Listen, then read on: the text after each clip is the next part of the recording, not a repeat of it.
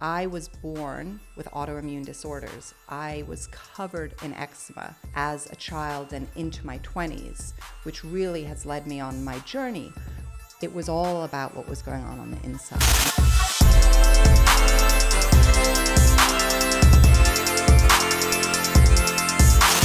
In your book, which is phenomenal, Glow 15, and you've got another new book as well, but you talked about your first time.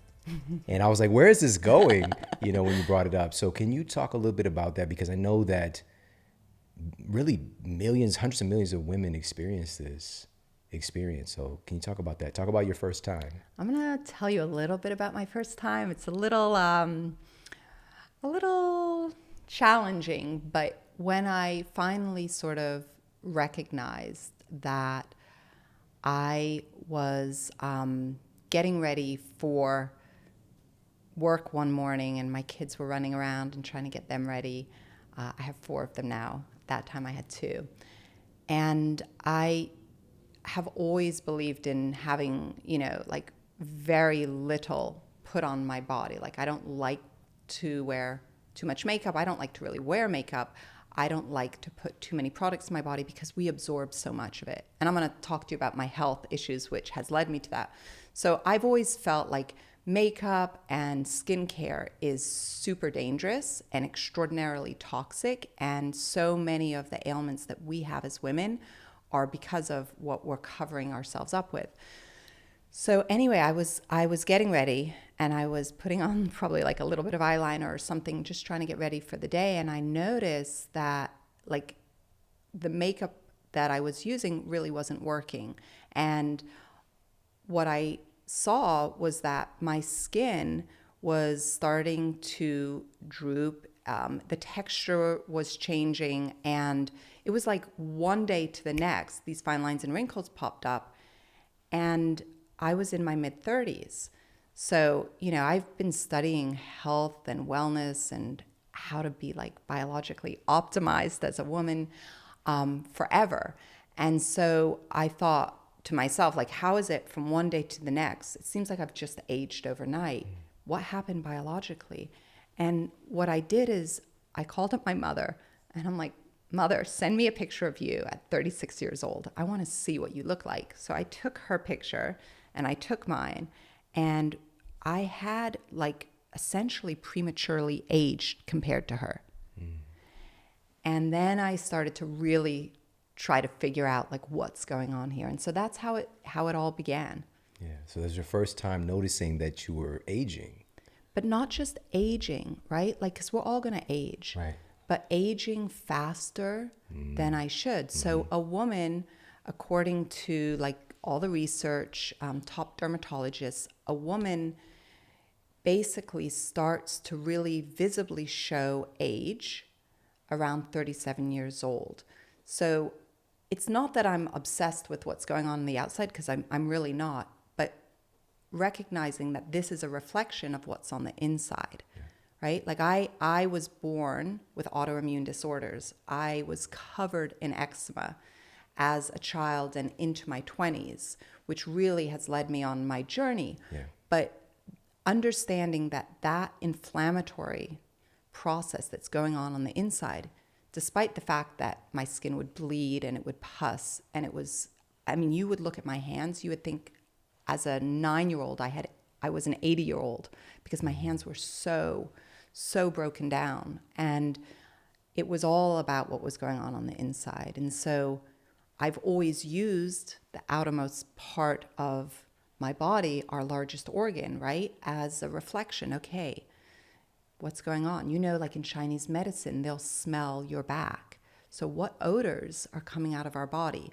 What does our skin look like? What is the coloring of our skin? So, there's so many ways to understand what's going on the inside. But I was noticing, oh my God, I am aging way more quickly than I should be. And I'm looking at my mother, and she looks like her picture in her 30s was like 10 years younger than mine. Wow. And a lot has changed since she was that age versus the environment that you live in today. So, and we're going to get into that. But I love that so much because you mentioned this. We all age. It's it's what you sign up for when you get here, whether you realize it or not. But the thing that we are aware of today is that we can have a graceful experience, you know, and there's so many things that can accelerate that aging process, that can burn through our little telomeres that everybody has started to understand about. But I think also your experience too, like living as a, you know, as a little kid with this autoimmune condition and having eczema so badly. I love that you brought that up, because some of the biggest superheroes, which again, I told you this before we got started, you're such a superhero, Oh, thank you. You. are really emerging from their own troubles and challenges, and their supervillain that you were going up against trying to figure stuff out, and then you end up helping so many others. So this leads into the conversation about what are the mechanisms that are helping to keep us younger longer, should I say. And your book is one of the first book to take a deep dive on talking about this subject matter. I mentioned it in my book, but you go in multiple layers in talking about autophagy. So can you talk about what it is and the implications that it has for us as related to aging? Totally.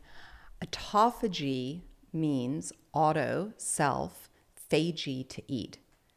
It's literally like self-eating in Greek. That's the meaning of the word. And I intuitively, as a child, always understood, just like the waves come in and out in the ocean, I always had this understanding, and I think it was because of my eczema, that we were either at a cellular level. This was like way before I took a cell biology class. Like I knew nothing. I didn't probably even know what cells were, but I knew, let's say I learned about them in 7th grade. And so I understood that our cells were either like building or breaking down. Most basic, like child understanding.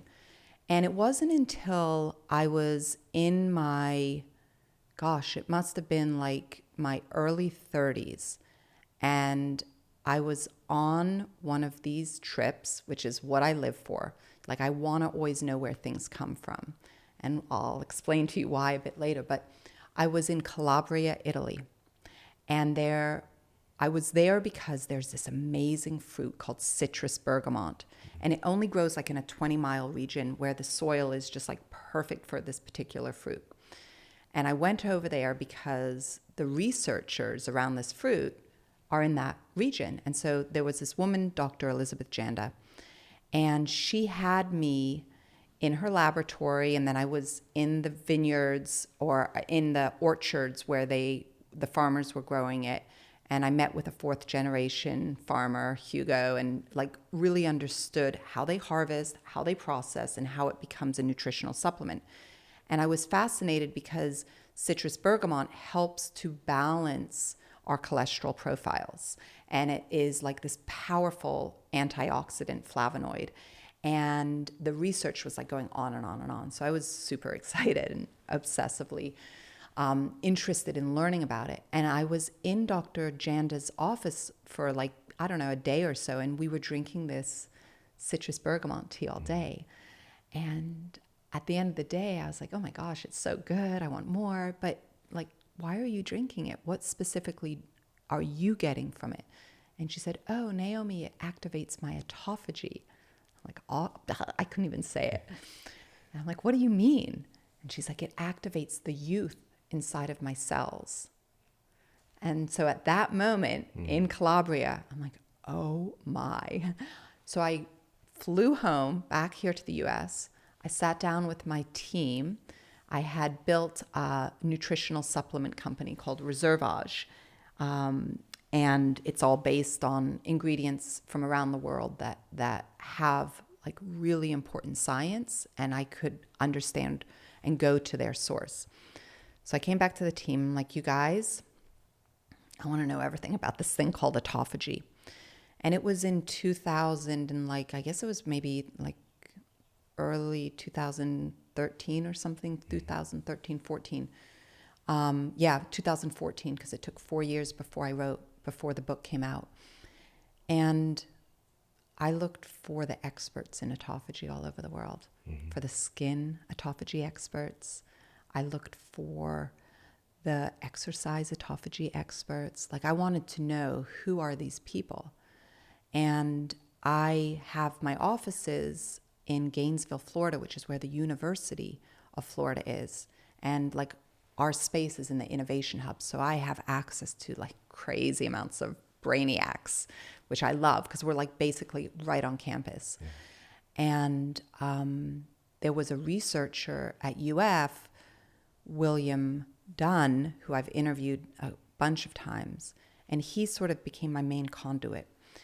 And he then started to bring me into research by a researcher in Tokyo, Yosunori Osumi, who was sort of like the autophagy guru. And he's done all of his work, his entire career, on autophagy, but in yeast cells. So I started thinking about all of these experts. How can I activate autophagy in my own body? This is a word I don't even know. Like, no doctors I would talk to knew about it. It was only like deep within the research within universities, and it was still coming up within the university environment. So I started writing this plan in this book for myself, finding all the things that would activate it in my own body. And that's how I decided to write a book on it. Like, I'm not a researcher. I'm not a scientist. You know, I really was as like a wellness explorer, trying to get to these answers. My dad's a chemist. Like, everybody in my family, like my grandfather's a quantum physicist. I grew up with him and learning a lot. Everybody's scientists, but really, you know, I don't have that training. So I wrote the book. I got the proposal out 2016. And 3 weeks before the proposal came out, we did a clinical study with women using all of these methods to activate autophagy at Jacksonville University. And we got like amazing results. Yeah. So we put that all in the proposal. And 3 weeks before I went out with the proposal, Yosunori Osumi in Tokyo won the Nobel Prize for autophagy. Incredible. Like, the timing. What? Yeah. Wow. Because when awards like that are given, that it raises up the awareness of the subject, and then more people jump into research on it. It's so true. I had the profound joy and pleasure, probably like one of the best days of my whole life, of interviewing him face to face. Like, we were like this. And he didn't do any visual, like video interviews after he won, you know, the Nobel Prize, but he allowed me to interview him. I went to Tokyo, and he told me when he was young, his mother had tuberculosis, because I was trying to get into the head of what is a Nobel Prize winner doing? Like, how does that mindset build to transforming, you know, hundreds of millions of billions of people's lives, really, truly? Like, how does that work? And his mother had TB, and he was malnourished as a child, and his dream was to be a scientist. And Yosunori ended up looking at this field of chemistry, which was what was happening in those years. And then he said, you know what? I'm going to be a contrarian.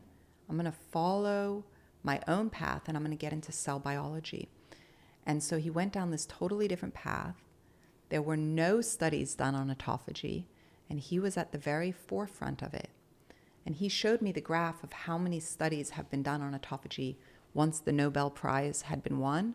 I mean, it's a global transformation. Right. And it was all because he was like, you know what, I'm going to take this other path. It's kind of crazy. It's not right, but I have to take the risk. This is a good place to talk about what is autophagy doing in our bodies. Like, what is the purpose of it? What's the role? What is the outcome? Let's talk about that. Yeah. So if I were to give you an analogy, like I'm in this amazing space of yours, and I see on the garbage cans, recycling only, please. So let's imagine that we're in the kitchen and you make an amazing meal, and I'm your guest. I'm super excited because like I'm enjoying my tea, and I can only imagine like what else you can do in the kitchen. Yeah, I can throw down. Let's just be honest. Yeah, I know. I can tell. I got it. I'm so like I can feel it. I love it. So let's say you make this amazing meal and we're in the kitchen, and after you make this beautiful production, I'm responsible for recycling whatever's, like, maybe we're putting this in the compost, we're putting this in the recycling bin, this goes in the garbage. So we're cleaning up the counters, and we do this. And let's say, it's a month later and or a week later, and the recycling bin has filled up and the garbage can has filled up, and there's a couple things on the counter, but we're going to take it out to the street and we'll dispose of it, and we'll bring the compost into the garden. But over time, this process of cleaning up slows down. So it's the same thing that happens within a cell, right? So in the cell, autophagy, I like to almost think of it as like a little doctor that says, okay, recycle these organelles, or this cell actually has to die, or we're going to, throw this garbage that accumulates, all of the toxicity that accumulates in the cell, we're going to throw this out. But over time, due to pollution and so much environmental toxins and age, telomeres, all of the organelles are not working as well. They're slowing down.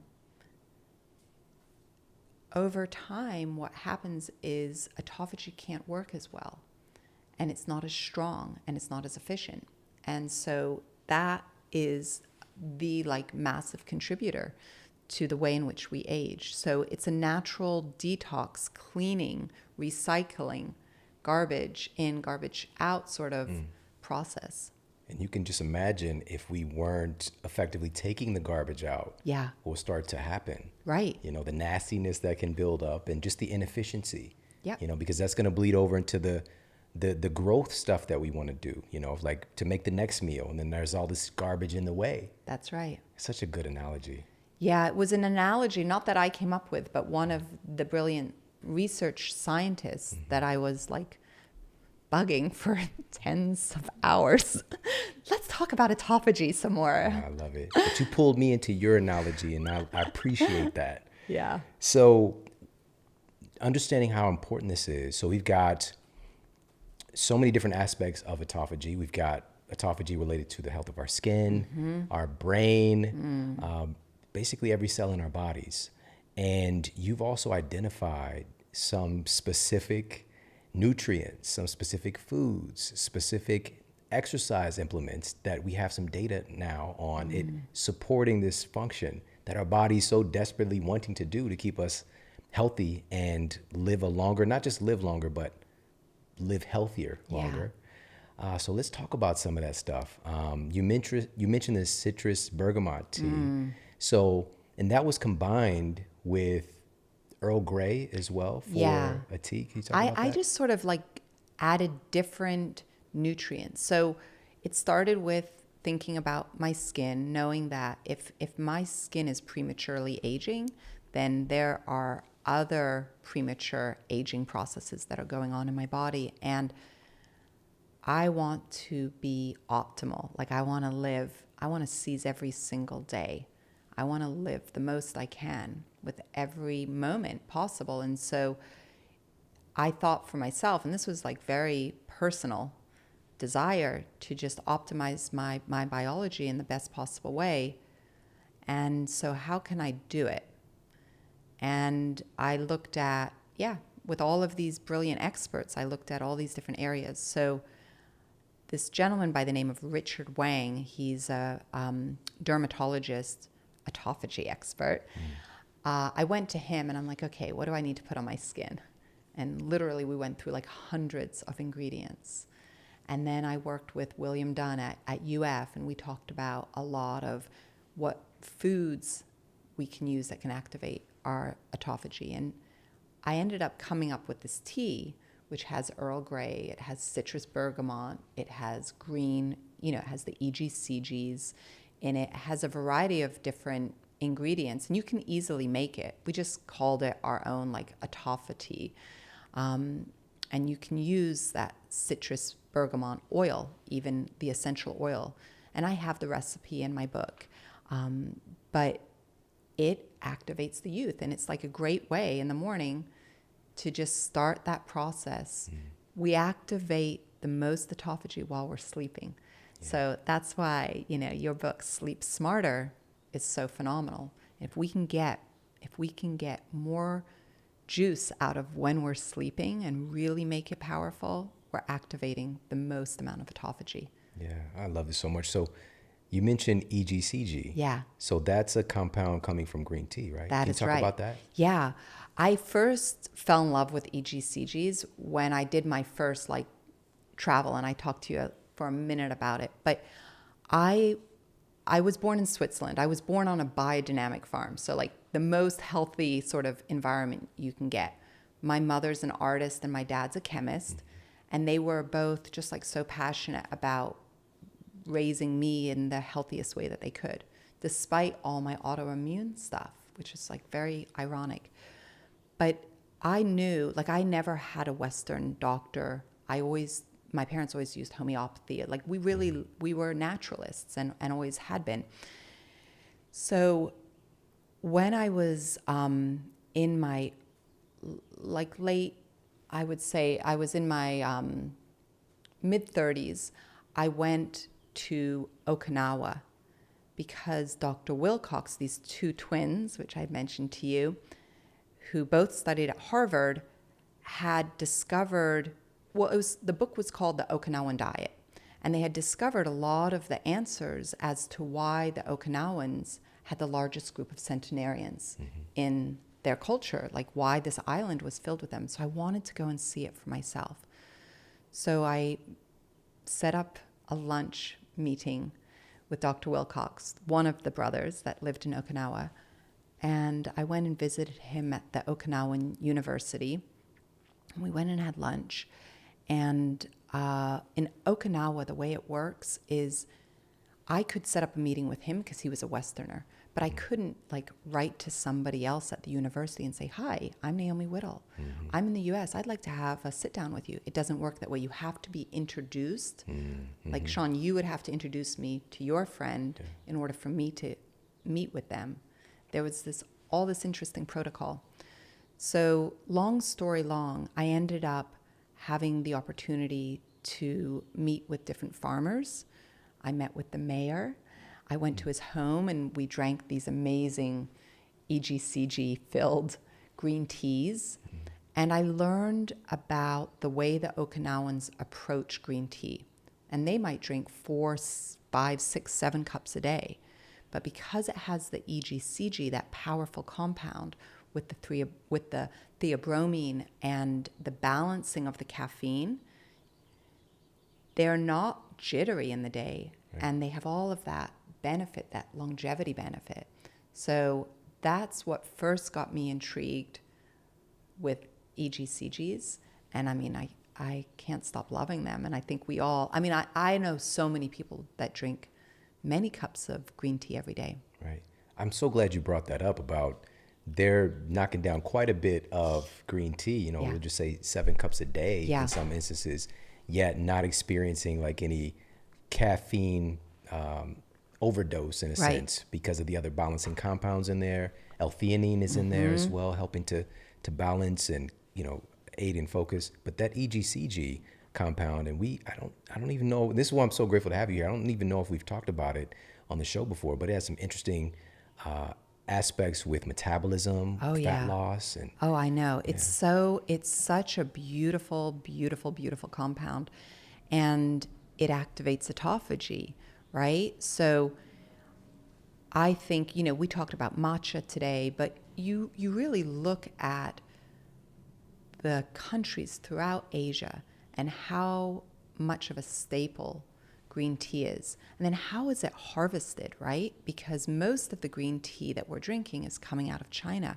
It doesn't mean that there aren't some farms or some environments that the ingredients are clean, because it's never one way or the other.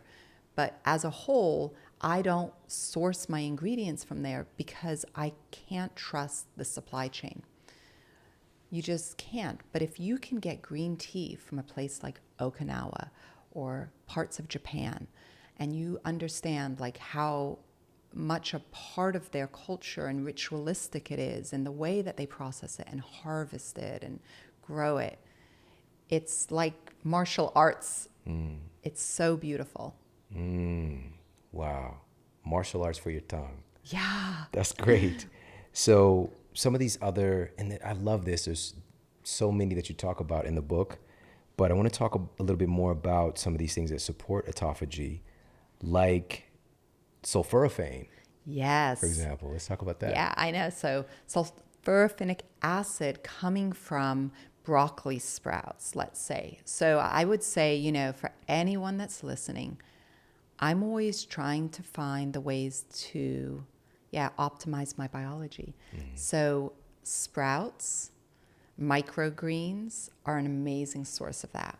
I actually first was introduced to broccoli sprouts when I was in China.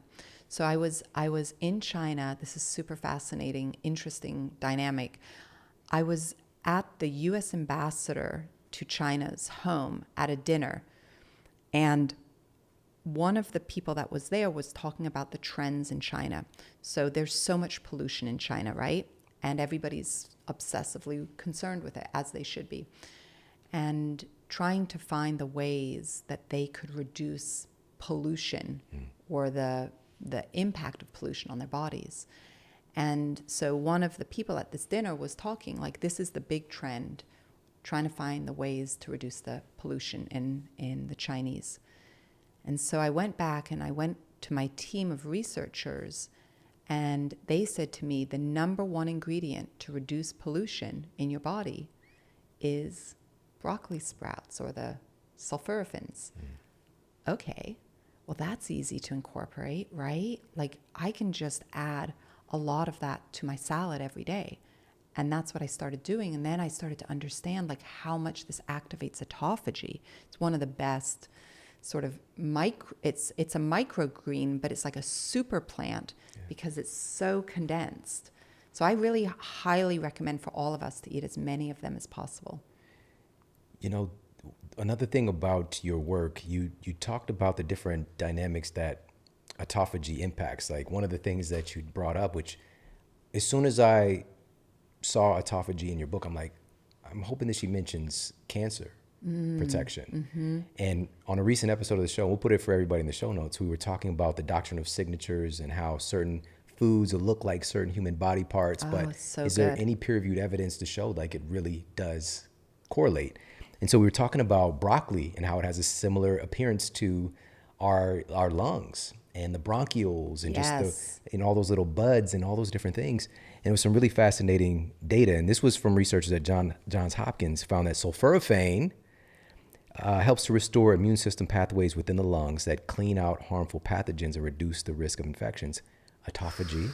But listen to this. Researchers at UCLA also noted the potent ability of sulforaphane to reduce inflammation in the lungs. Oh, yeah. As well. So these are all these kind of cancer defending aspects that sulforaphane brings to the table. It's beyond. Like, I love it so much.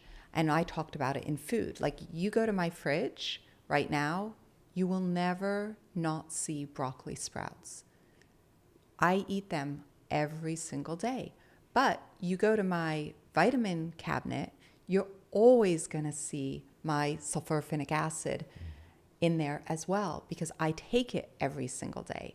I believe so much in it. I think it's foundational on a nutrient level for us because it's so therapeutic and it's so powerful, right? Like, you, even if 70, 80%, probably more of your audience takes supplements, okay, foundationally, we could have, like, at the base of our multivitamins, sulforaphans, and that would be so powerful for us.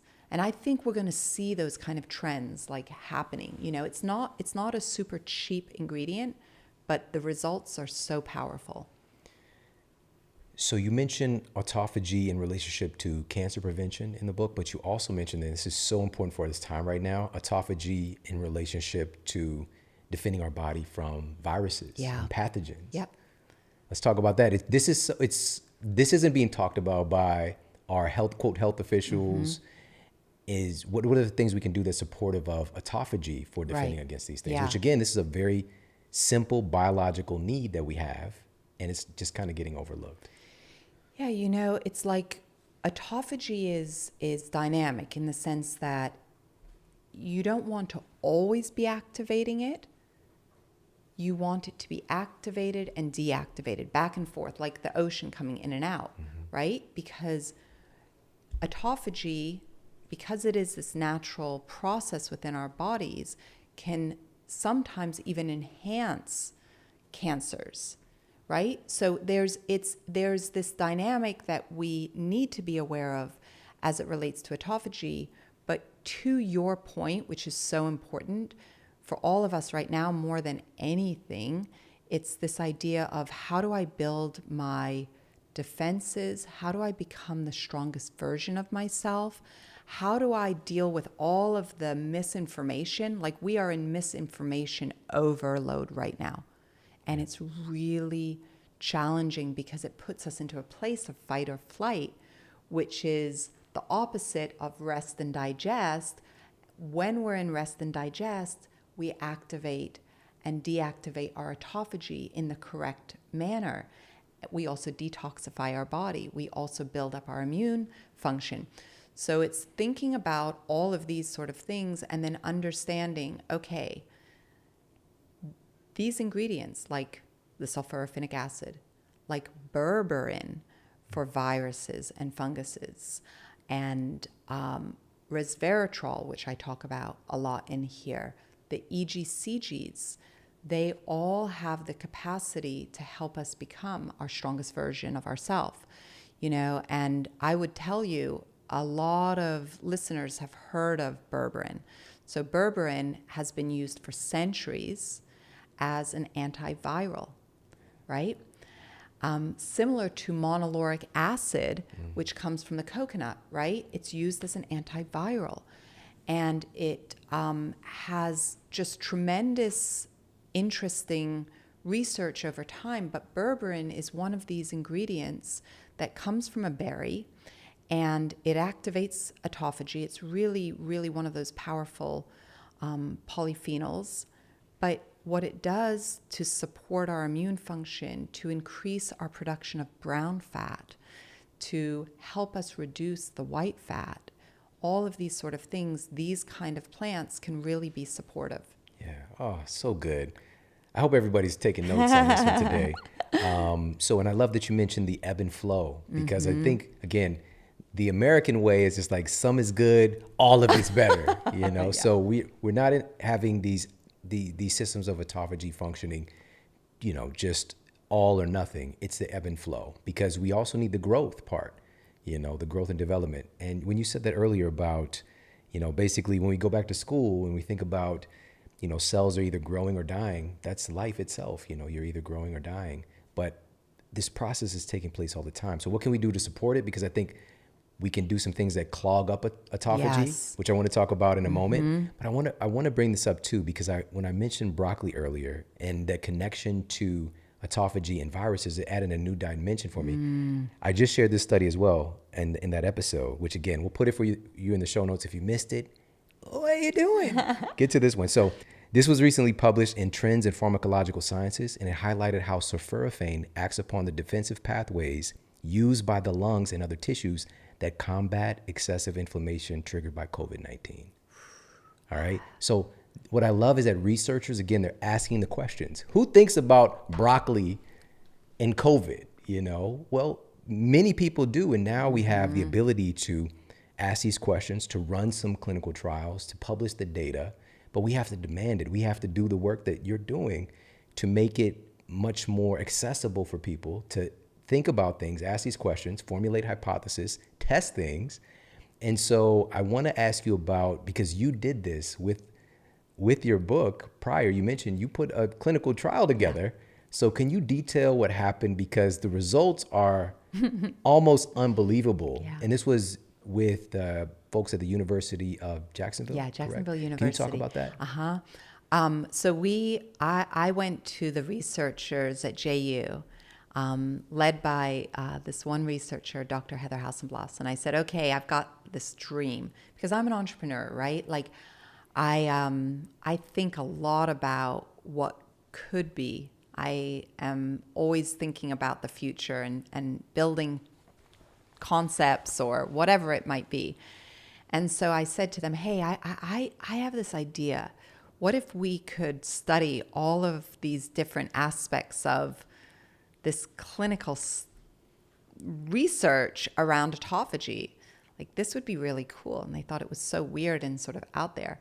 But then they started to design this study, the team of researchers, and they got excited because we were going to look at how this group of women, 35 women, how they slept. We were going to incorporate autophagy activating foods, autophagy activating exercises. We were going to incorporate the skincare. We wanted to see if the skincare worked because I was like, I really want my own skincare that I can use. And we looked at also the way that, like, we brought in like meditation and mindset. So it was very unusual and very holistic. And we did this study, and first of all, everybody was part of the study. Like, we had one person that had to drop out because she had a surgery that she had to do, but nobody dropped out of the study, which was very unusual. That's rare, yeah. Yeah, super rare. And it wasn't like we were asking them to do just like 1 or 2 interventions. Like, this was a big deal. And they all stayed in, and every single person in the study benefited. So they benefited in various ways, like from skin to weight loss, to improvement in energy, to all sorts of markers that we really carefully had the researchers study, and we couldn't believe it, right? Like, there wasn't a test to say, okay, how much autophagy was activated, but we really were able to sort of study all these other areas and the way that their body responded. Right. I think every person had improvement in body composition. Every single one. Can you believe it? That's incredible, yeah. Yeah. But it makes sense. Yeah. You know, you're taking the data from the top experts in Yeah. autophagy related to exercise, to nutrition, and putting it together in a cohesive plan, which is what's in the book. And it was so great. And the book came out in 2018. It was like an instant New York Times bestseller. I just thought, this is so crazy and so weird because, like, nobody can even pronounce this word. Everyone thought I was nuts to put it out there. But we were talking, I've been fasting and intermittent fasting most of my life. And so we talked about intermittent fasting, and we spoke about, fat first, carbs last. And it was when I was really starting to understand the benefit of fat as my primary macronutrient and what that could do to reduce inflammation in my body. So it was unbelievable to see these kind of results coming. And it's still totally on the cutting edge. I mean, what's the biggest topic right now? Intermittent fasting, right? Like, everybody's writing books on fasting, and they should be, because it's what will get us healthier. Yeah. So it's not just what we're doing, it's what we're not doing. Yeah.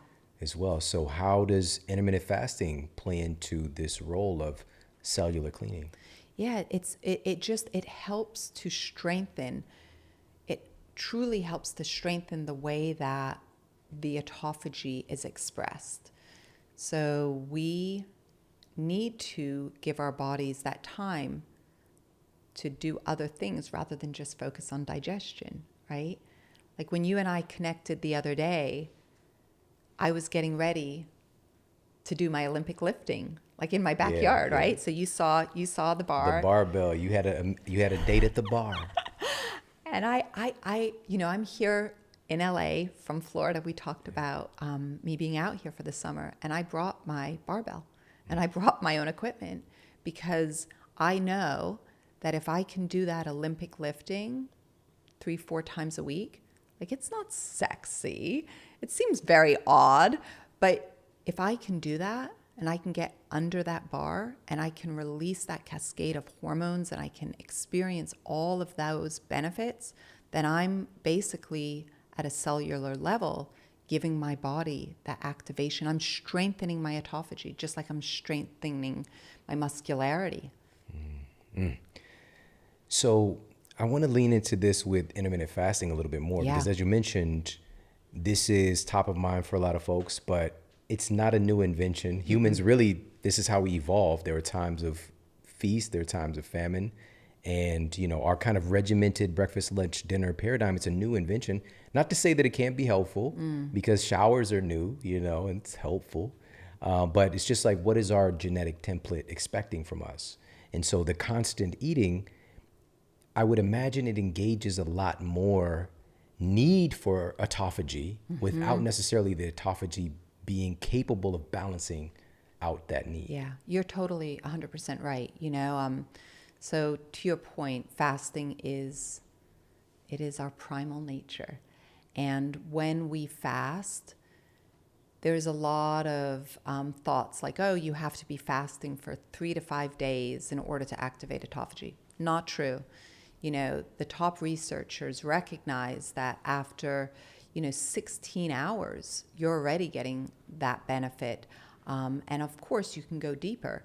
And we know with fasting, like 5 days of water fasting, which I highly recommend and I love, and I've done it so many times, you're activating your stem cells, right? And so the world of fasting, as it relates to all of us, is extremely important.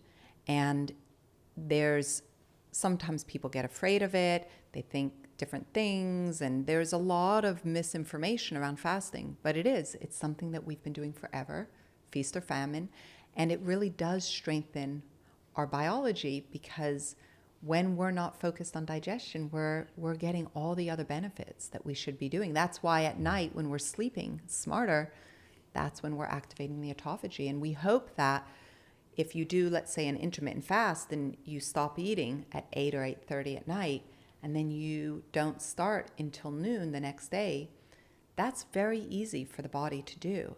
And it will show its appreciation by giving you more energy, by allowing you to be more focused, by giving you the opportunity to do so many things that you maybe don't have the capacity to do when you're clogged up. So during that fasting window, could folks still have their green tea with the EGCG? Yeah, absolutely. So as long as you're not stimulating the digestion, there are some thought processes, and I totally get it, where, like certain plants, if you're consuming certain plants and teas or whatever, are activating certain processes in our body. So a lot of people will not, but just as many will, and you're still going to get a ton of benefit. And if you're drinking the green tea and you're thinking about autophagy and you're not adding, anything to it, then you're in a good place. That's so good. I mean, we've got this whole category, and it's growing, of these fasting mimicking nutrients, that just kind of even support, like you've got these things here. It would just seem likely that it's going to support the process that you're trying to achieve.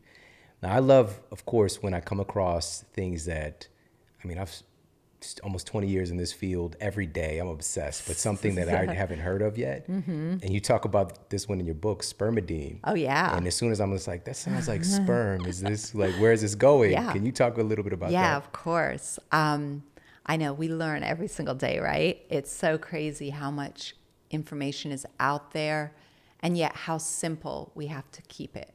Because I keep coming back here in the US, where our belief so much is bigger, better, more. But in reality, we were talking about regions of Africa right before we started the show. And in reality, sometimes it's just like the most simple, basic principles. And we are in this overload of information. So you think about something like spermidine. So yes, spermidine comes from sperm. It also comes from certain foods. And what spermidine does is it is very effective at activating autophagy. So spermidine is not something to get rid of. If you have access to it, put it on your skin. It is incredible for activating the youth.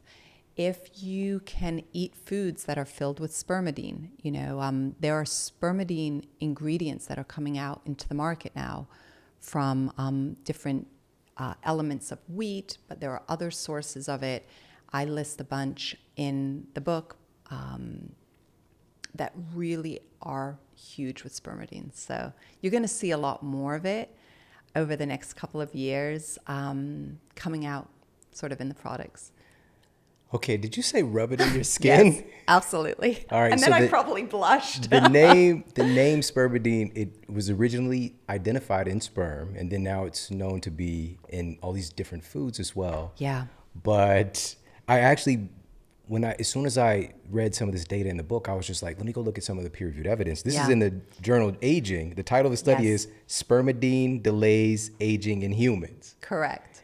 And there was so many studies on this. It's just like, what in the world? So, of course, we've got these foods identified, but apparently sperm has some really deep nutrition. Oh my gosh, unbelievable. That's why I said, don't let it go to waste. Like that is a really important part of our youthful aging. And for all the women out there, I'm making it pretty clear, right? Yeah. So when you think about it next time, you know, you're all going to be like, yeah, Naomi said I should do a spermidine facial. Oh my God. But no, Don't let it go to seriously, waste. like you can't. This is part of the beauty of biology. And at the end of the day, you know, as I said, I'm European. My mother is French. I grew up with a very different mindset around the human body and appreciation for sexuality. And we live in a different society here. It's very taboo, all of this stuff. I think all of that mindset is unhealthy. I really fundamentally do. So I'm all about embracing what is healthy. And youth is healthy. Yeah. And our sexuality is healthy. And these are important parts of that 360 approach. Let's dive in deeper here on this one. Because before we got started, you actually mentioned some research regarding female orgasm. Yeah. Can you talk about that? Yes. So when we were doing research for the book, that's how we first came across spermidine. And I remember exactly the moment that we did that because we were in a research lab with a couple of professors at the University of Florida, and we were coming across these incredible studies. We're just like, what? So then we were making all these fun jokes, but it definitely stuck because it got into the book. What we also learned around women's health is that as a woman, we need to have at least 200 orgasms every year. So ladies, like that's one of the best ways for us to really sort of improve our overall health within our body and to give us the energy and the vitality that we're needing, right? Like you think about how much women have gone through during this past year, more than anyone, right? Yeah. Like your wife has probably had more weight on her shoulders than at any other time in her life. I certainly have. Your listeners certainly have. And we haven't had the opportunity to give ourselves the self-care that we need. Orgasms are a really important part of that. I would imagine that, in addition to the benefits that we know, the release of all these feel-good hormones and neurotransmitters, but there are so many dimensions with, if we're talking about that switch from the sympathetic to parasympathetic, the longevity implications there as well, because I think that's what the study was really pointing at, right? Is that the frequency of female orgasm is associated with a whole host of other benefits associated with longevity. And there's more and more and more research that's coming out now. I can tell you, growing up, as I mentioned, my grandfather, the quantum physicist, the French grandfather, Jean-Paul Offray is his name. He's very famous in France. He's written like the history of physics. But when I used to spend summers with him when I was young, he had a completely solar house in the south of France. It's like we didn't have a refrigerator. He had, like we would go down into this like dark area. I can't even think of the name of it, like this cavern at the bottom of his house that he had built that was completely solar. And that's where everything would be. And it was a small village that he lived in. So like we constantly had everything was fresh. So we'd have these trucks that would come and like bring the meats or bring the fishes or bring the vegetables. And so that's how we would eat in a very fresh format.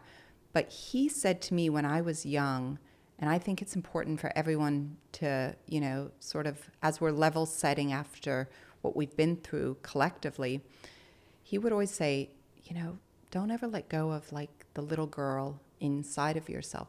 Play, focus on happiness, you know, do things simply. And that's where it comes into like sexuality with your partner is it's play for adults and it's healthy and we need to be doing these things. So keeping that 200 number in mind is going to be one of the greatest ways to keep that longevity. Hashtag goals. All right. So we're going to move on because you also mentioned earlier that it's obviously we talked about intermittent fasting, but there are certain things that can block or inhibit this process of autophagy. Because again, we're looking at things that can help to improve this metabolic essential that can be stifled in our culture today. So what are some of the things that can block this process from happening? I know that one of the big things here, like in our culture, you know, the average American is eating somewhere in the ballpark of like 70 pounds of added sugars every year. So is this an issue tied here? Yeah, certainly. Any sort of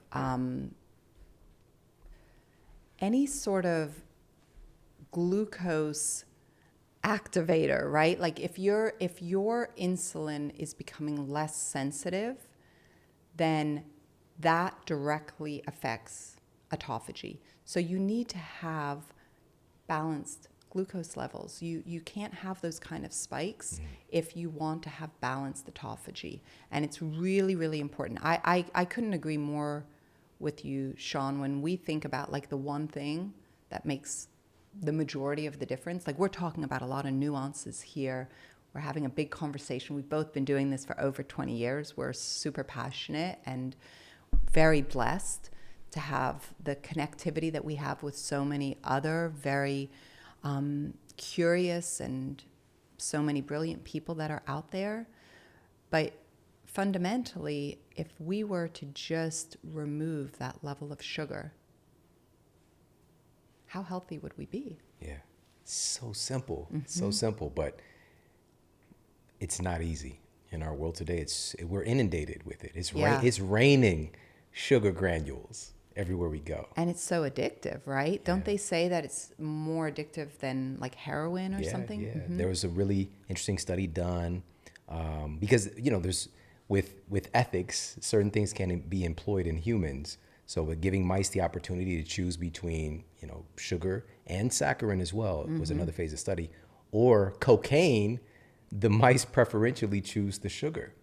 Even mice who are addicted to cocaine, they shift over once they have sugar and sweetness as an option.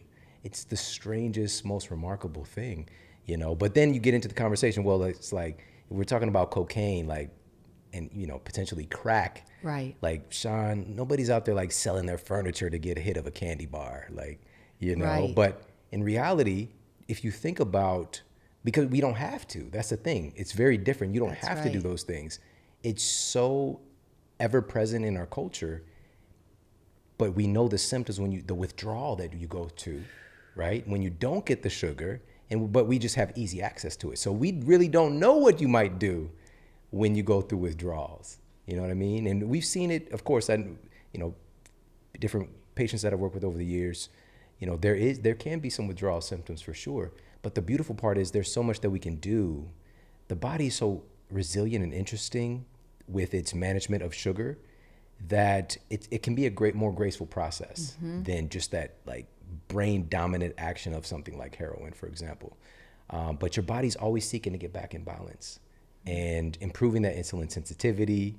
And again, so I'm thinking about it as soon as we brought this topic up, having sugar poured into the autophagy process is kind of like a glue, like gumming up, creating a little sugar bridge that's blocking the process from happening. So I just using that as a visual. I think it's a great visual. For me, when I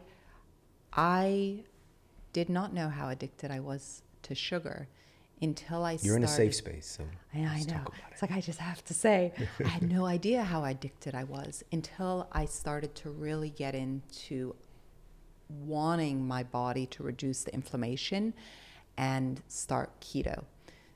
I probably fell off the wagon maybe like 5 times. And living in the spotlight, wanting nothing more than to have, you know, that 3.4 wherever I wanted to be with my ketones, and still needing that sugar, like kept falling off. I'm like, okay, I'm going to get there one day. And I finally did get there. And then I was like, well, why is my mood so blah? Am I getting depressed? No, this is what it's going to be like until I'm more balanced and I'm not dependent on these. You don't have that high sugar spikes. Yeah. Wow. It took a long time.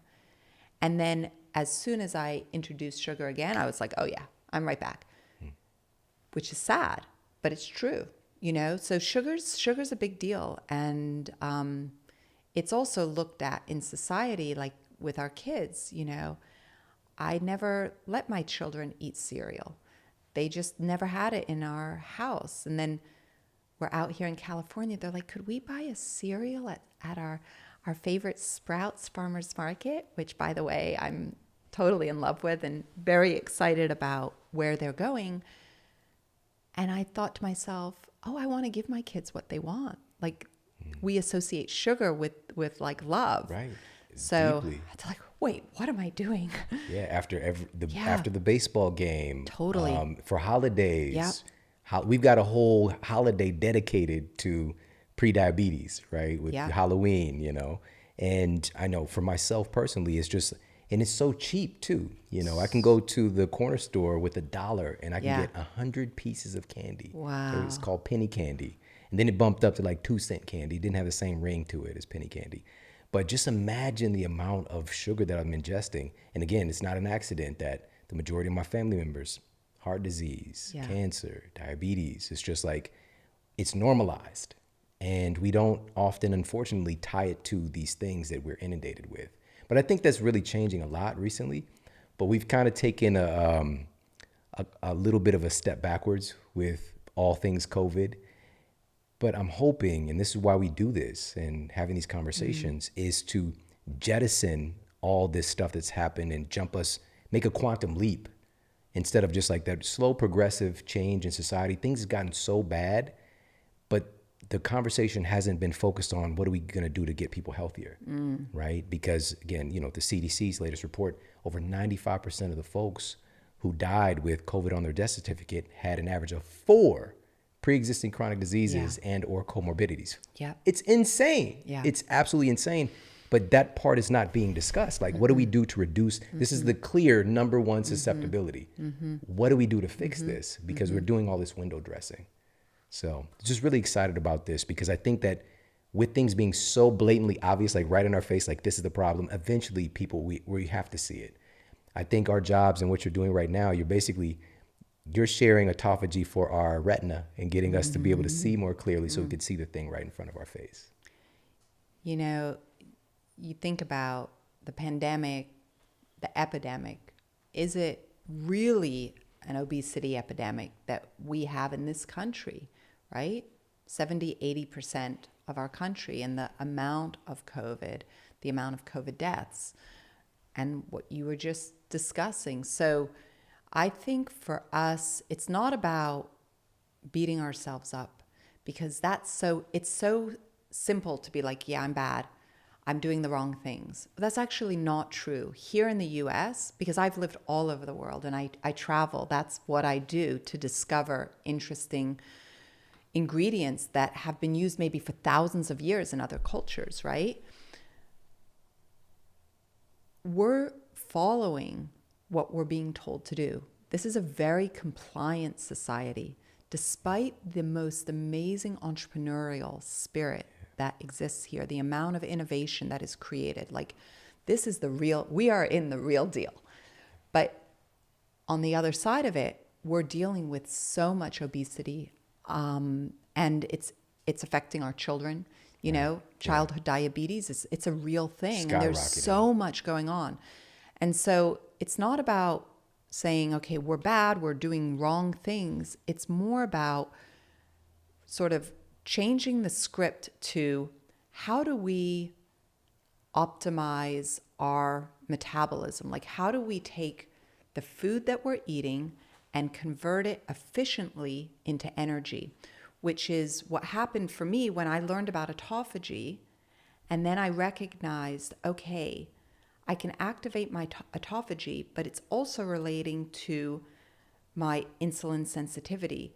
It's also relating to my cholesterol, my lipid profiles, the circumference of my midsection, the amount of weight I have around my organs. All of these people throughout our country are basically living life with like dysregulated metabolisms, including myself. Like metabolic syndrome is, these five markers. And so many of us, if we don't have metabolic syndrome, we may have 2 or 3 of those markers. Mm-hmm. And I discovered like I did. So after understanding about autophagy, then it's like, okay, let's get fundamental here. Let's talk about how we can optimize simply the way we convert our food into energy. Mm-hmm. And that's what metabolism is all about. And that's what whole body metabolism is about, right? And just by getting the sugar down-regulated, increasing other macronutrients, we can make big difference, and we can do it easily. Right. So true. So true. I love this. So you said this word, and I don't want this to pass. You mentioned we live in a society, unbeknownst to us, oftentimes it's very compliant. Yes. But we also have this tenet of freedom. We have this entrepreneurial spirit, but from a very early age, we are really entrained to follow authority, mm-hmm. to not question authority, and to be basically indoctrinated with certain ideas about how education looks. And there's so many different things that we're programmed with unknowingly, again, when we send our kids off to school. And so now, again, we have changes taking place in the education system, thankfully. But, again, we have this belief about freedom, but we're also very compliant in the things that we accept, because the majority of the reason why I was struggling with my health so mightily when I was younger, diagnosed with the so-called incurable spinal condition at 20, an advanced aging disease of my spine at 20, was because of what happened in my educational institution. When I was at school, I was getting the free lunch program, which was Frosted Flakes, my cereal to start the day, and a little thing of juice. And, for lunch, I got my pizza or my chicken nuggets. I don't know where that part of the chicken came from. It didn't even have chicken consistency. But also seeing these big food companies coming into the organization as well with the vending machines. Mm-hmm. And then they bring their marketing teams out to when new products are hitting the market, whether it's some Hostess products or Surge. I remember when Surge soda came out, and they come and they give the free samples. And I'm just all for all of it, because I'm just being indoctrinated with this is normal, So a big part of this is taking back control of our minds, but also realizing still it's not what you do every now and then, it's what you do consistently. So, and I love that about your work as well, because sometimes you're going to come across a croissant. It's not going to kill you. Mm-mm. But if we're going, balls to the wall with croissants all the time, it might not be a good idea. And also you being, your mother is French, and then there's the French paradox as well, So it's just like, but here in our culture currently, it's not just the croissant. It's like deep fried, and it's like dipped in chocolate and, filled with cream and all these different things. And, we're doing this stuff on a consistent basis. So just want to give people a permission slip. We can still enjoy these things. But you mentioned a really important tenet earlier, and this is what I want to ask you about, which is fat first, carbs last. Yeah. So let's talk about that. So in a way, it relates to the French paradox. I was in the south of France with my cousins, and one of my cousins, Eric Laforgue, a French medical doctor, and his gorgeous wife, Aude, who is a nurse. We were hanging out a bunch of years ago, and I was watching them eat like crazy amounts of fat. So, triple cream bries and all of this fatty food. And if you were to see the two of them, they look like Ken and Barbie. I mean, they're like ridiculously thin, and they have tons of energy, and they're living this like very, I don't know how I would put it, just joie de vivre, right? Like they have this joy of life, and they are not saying no to the pleasures in life. I don't know, like part of what I love so much about different cultures is you get to eat foods that you may have never tried here. And in France, when you bite into a peach, that peach tastes completely different. It's so fresh, it's so juicy, it's so delicious, it's ridiculous. And so I was always thinking, like, how do the French get access to these peaches? Like, it doesn't seem fair for us here in the US. Like, we're missing out on a lot of the juiciness of life. Literally. Yeah, literally. So Eric and Aude are drinking a lot of red wine, and they're eating all this ridiculous amounts of good food. And so I started to think about the French paradox, which is that the French, despite a super fatty diet, they eat lots of butter. You know, they eat lots of all of it, have some of the strongest cardiovascular systems in the whole world. And so, or in the westernized world, right? So how does that work? And it has something to do with these polyphenols that are found in red wine. It has something to do with the onions, the garlic, all of the olive oil, all of these kind of foods that they're ingesting. And so it got me really thinking, okay, the French paradox is alive and well. How do we say yes? Like, how do we say yes here in the US? Like, I don't want my girlfriends to have to constantly tell themselves no. Life is too short. Right. Come on, let's go. Let's say yes. Like, you know about yes theory, those kids, they just say yes to everything. And then where does that take them? Let's get there. So fat first, carbs last is based on the French paradox. And if fat can be what you're consuming at the beginning of the day, you're increasing your ketone production. You know, I've got some MCTs in my great tea here. Thank you. And if you're going to incorporate carbs, of course, I like to keep that carb level down. Like I feel the best when my carbohydrate intake is like 50 grams, somewhere around there. But if you are going to consume more carbs, and a lot of people do for exercise, for whatever reason, you do it later in the day into the evening, it helps you sleep better. Also helps with the activation of autophagy because fat first and the ketone production all works hand in hand. So it's a long answer to French paradox, yes theory, and fat first, carbs last. Oh, this is so good, so good. Well, I've got a couple more questions for you. We've obviously really focused on nutrition and the lack thereof potentially of inhibiting autophagy. But what are some of the other things in our lifestyle that can basically gum up this system of autophagy that our body's wanting to do to give us health? I mean, there's certainly the environmental pollutants, you know, the quality of air, getting out into nature. I love to do it. You know, we were just talking about it the other day. Like, if you can do that early in the morning, if you can go for a walk outside, if you can get into a forest and have a forest bath, just even exploring nature, observing nature, all of those activities are really beneficial to your circadian rhythms even. So, you know, we always talk about the clock that's in every single one of our cells, but getting into your own rhythm, understanding it, like with your Sleep Smarter.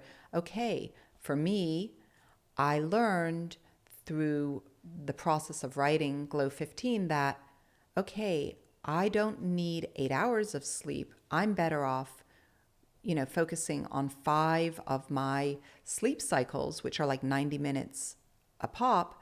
That activates my circadian rhythm, and that also helps to declog sort of the negatives that relate to autophagy, and that helps to strengthen my autophagy. So tapping into your own primal beats, essentially, which are uniquely yours, Right.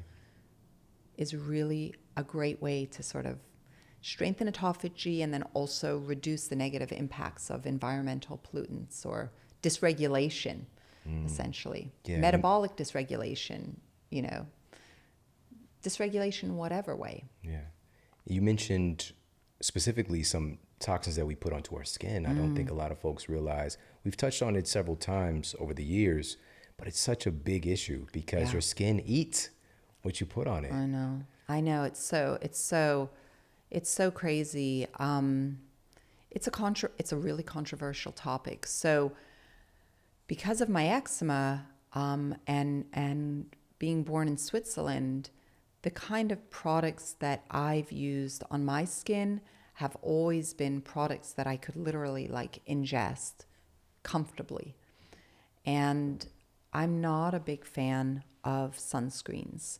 I'm more afraid, and I have never been, right? Like a lot of the ways in which our body activates the autophagy in our skin is at night.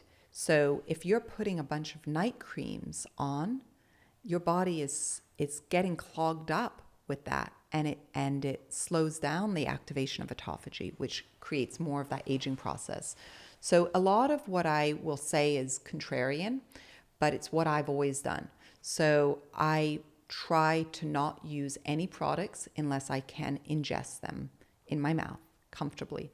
I like to work with my own circadian rhythm as it relates to my skin, which means I need to be paying attention to not clogging it up, which happens at night when a lot. So for women, you know, if you're in your 30s, like late 30s is when you will start to see the signs of aging, the beginning signs. So maybe some fine lines and wrinkles, and there's some distortion in the way that the cells are replicating. And you're just noticing it on the very outermost layer of your epidermis, your collagen fibers, which is like our dermis, and everybody's learning about collagen right now. But by the way, like our sisters in Asia have had it right for hundreds of years. So in 2009, when I first brought collagen as a beauty ingestible into the US market, it wasn't like I knew something. It was that the women throughout Asia were consuming like 20 grams of protein collagen, but beauty collagen for the skin, which is different than like bone broth or whole body collagen. They were consuming the skin collagen in various supplement forms. They were consuming, you know, pig ears, all these different cartilage, high elastin ingredients, like the skin of fish is made of elastin. And they start doing that when they're little girls. Their parents give it to them. So for a woman in her 30s, her production of collagen, which is like the support of our skin, has been going down. You know, maybe it's gone down by 15% by the time she's in her late 30s. And then once we get into our 40s, what starts to really happen for our skin is it's not just the fine lines and wrinkles, but it's also the elastin that has declined rapidly. We don't know about elastin in this country yet. I'm going to be talking about it. Like, we're going to be bringing it into the conversation because we as women really need to know about it. You, for example, going back to collagen, your collagen fibers are crossing. So you have these strong bonds with your collagen fibers. That's why when you're in your 50s and your wife is in her 50s, she will look much older than you do because her collagen fibers are parallel so that she can give birth, right? So that we can stretch. But the bonds that hold our collagen fibers together are much weaker. So the matrix that holds our skin and plumps it is really reducing in our 40s. So we have to be thinking about skin, really not very much what we're putting on it, more about what we're putting into it to create our well beauty. And that's wellness from the inside, expressing beauty on the outside. And then what starts to happen in our late 40s is we start to leak the moisture out of our skin. So skin products need to be things like ceramides, right? Ceramides are essentially if you think about a brick wall, they're like the mortar between the bricks. So as we get older, that mortar sort of breaks down. The bricks aren't as strongly held together, and that's how we leak out our moisture.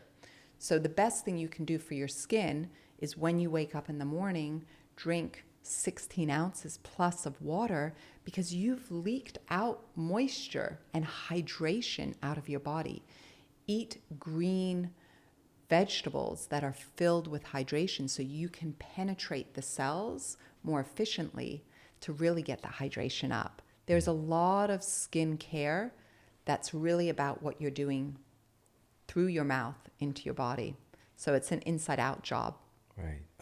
That's so, it's so simple, and it makes Yeah. sense. You know, this is where your body's generating what you see in the mirror Yeah. is from the food that you eat. Totally. You know? So we're treating our skin from both ways, topically, and also, most importantly, from the inside out. So I love that. Well beauty. Isn't that great? Yeah, I Yeah, I love know. that. We're just getting ready to really sort of share it with as many women as possible because, you know, for us as women, what we look like is more important maybe than, you know, like we connect more to our looks than maybe we should. But at the end of the day, our biology is different than yours. And so understanding like, okay, I have to focus on my collagen fibers because they're different. Or I have to understand that my testosterone is declining and that's going to impact the way that I focus or the way that I can make decisions. Right. Simple stuff like that. The great thing about you, one of your superpowers is you've been aware and behind the scenes for so many years, helping to get higher quality ingredients to people. You've really, quote, hacked the supply chain Totally. in a major way because there's so much is really kind of mystical in a sense. Like we really don't know what's happening behind the scenes when it comes to not just, we tend to think about it in the pharmacological model. Like we don't know what the hell is going on. It's coming from a lab somewhere. But the same thing with our supplements. And there's regulation there, but there's a lot that's not regulated. And there's so many loopholes in it. So what can we do? And just, if you can't talk about some of the things you've done to help to bring great products to people that are safe, that are done the right way, that are providing the benefits that we're really looking for. 70-80% of us take supplements. And now it's like even more because during COVID, there's a lot of data supporting the need for nutrients. Think about vitamin D, for example, right? Like 90% of us are deficient in vitamin D, 90%. We need adequate levels of vitamin D. We know that. Like every single person in this country should have been given a bottle of vitamin D. And think about what that would have done for, you know, COVID and the impact that it's had on us. But what we don't know about vitamin D is why is it that so many of us take it and yet we're still deficient? Like what's really going on there? So when I think about supply chain, it's almost like, you know, Anthony Bourdain's Kitchen Confidentials. He was like, okay, if you're going to go to a restaurant, you got to check out the bathroom first because then you're going to know how clean it is in the kitchen. I kind of look at supply chain within the nutritional industry in the same way. And it has to be disclosed, right? So with vitamin D, and this is less about supply chain, but more about understanding how to create real health with our nutrients. Vitamin D is a challenging, it's actually, it's called a vitamin, but it's actually a steroid. It's challenging to absorb. So if you can include magnesium literally allows your body, your cells, to bring in the vitamin D at a deeper level. We don't know that, right? Like that's like so nuanced. That information is not out there. So if you're taking a handful of different vitamins. I would imagine vitamin D is on most people's list.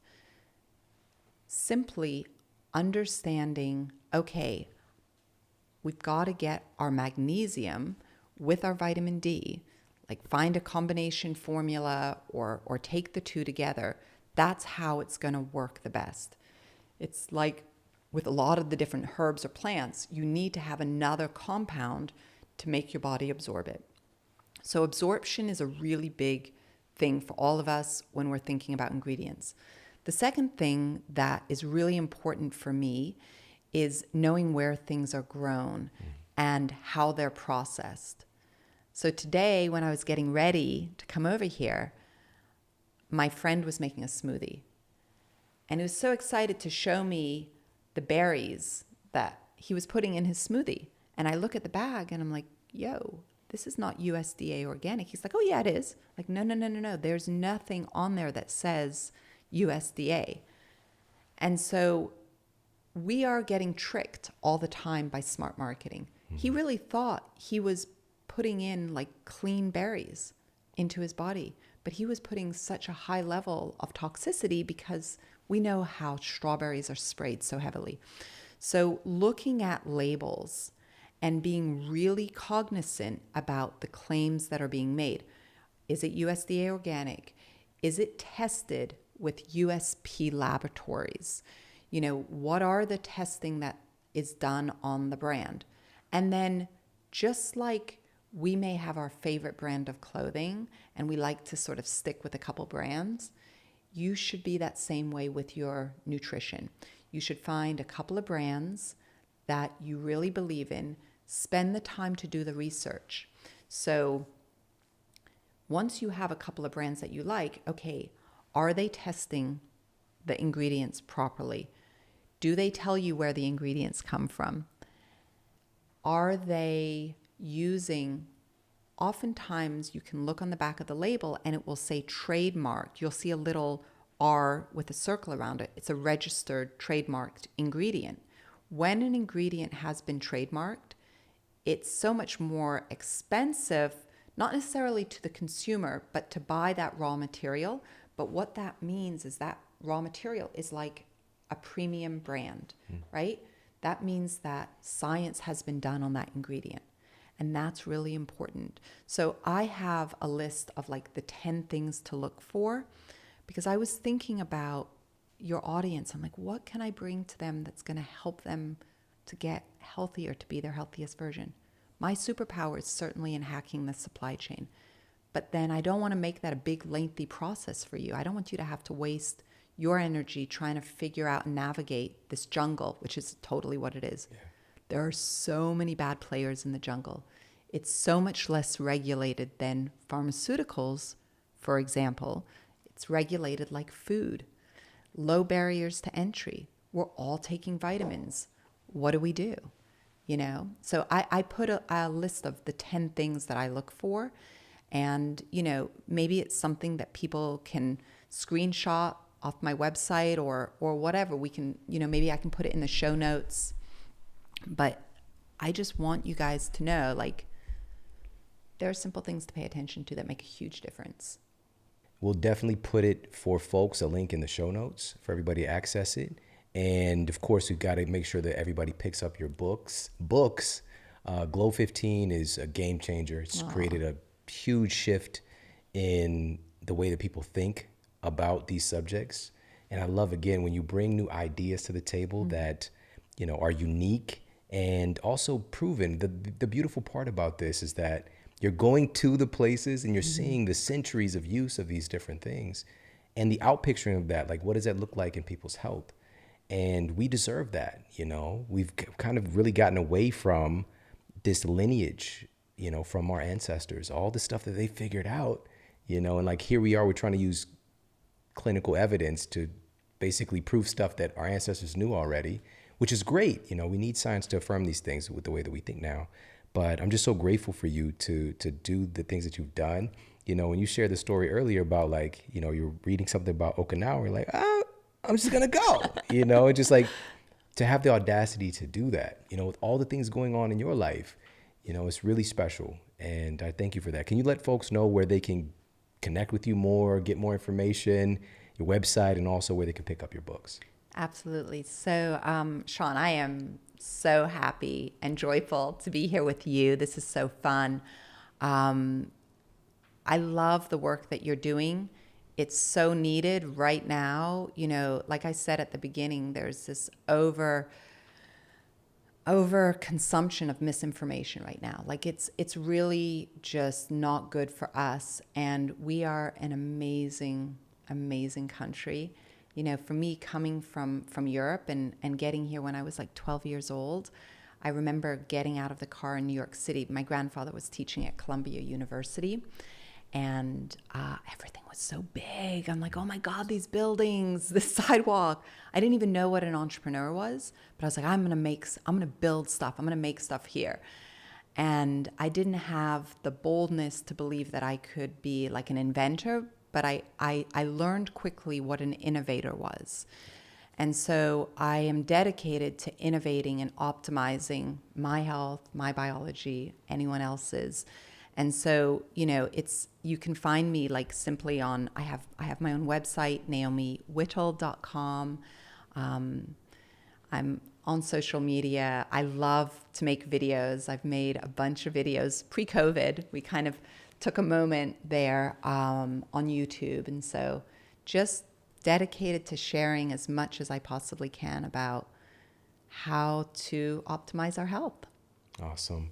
So, and also Glow 15, anywhere books are sold, definitely mandatory in our libraries. Aww. And I appreciate you so much, really. Like, this was very, very special and enlightening. And I can't wait to do more together. And, you know, it's so funny that this time right now is offering up such an opportunity, you know, for us to get better. But we have to connect. We have to collaborate. We have to have these discussions. And, you know, so again, we'll put all the different resources for everybody in the show notes. And listen, we have to do this again. I've still got questions that I didn't get to today. And again, I just really appreciate you. And I appreciate all the work that you've laid out for everybody. And now many people can follow in your footsteps. So you really are a superhero. Thank you. Thank you. It's such a pleasure to be here with you. Hey, if you like this video, make sure to check out this video right here to up-level your health today. Oftentimes when you have, you know, an injury or an issue like this, we're told not to do anything. That's often the worst thing you can do because things will start to atrophy. If you don't use it, you lose it.